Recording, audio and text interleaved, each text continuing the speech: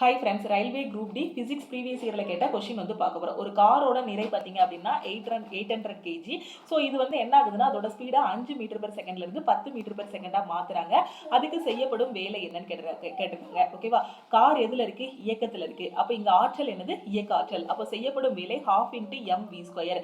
So இதோட திசைவேகம் வந்து 5லேருந்து 10 மாறுதா? அப்போ செய்யப்படும் வேலை என்னன்னா 12 × mv2² மைனஸ் 12 × mv1² இருக்கும். ஸோ இதுல இருந்து 12 m காமனா எடுத்துடலாம். எடுத்தீங்கன்னா m ஓட வேல்யூ என்னது? 800. v2² மைனஸ் v1² இருக்கும். அப்போ 10² மைனஸ் 5². ஓகே, 12 ஸோ இதை எப்படி எழுதலாம்? கட் பண்ணி 400 எழுதிடலாம். ஸோ அப்போ 400 × 10² மைனஸ் 5² என்ன வரும்? 75 கிடைக்குமா? ஸோ மல்டிப்ளை பண்ணால் என்ன வரும்? 30,000 கிடைக்கும். ஸோ இதை நம்ம எப்படி எழுதலாம்? இந்த 30வை கேன்னு எழுதிக்கலாமா? அப்போ இதை எப்படி எழுதலாம்? 30 கிலோ ஜூல்னு எழுதலாம். ஸோ 30 கிலோ ஜூல்ங்கிறது ஆப்ஷன் ஏ. தேங்க்யூ.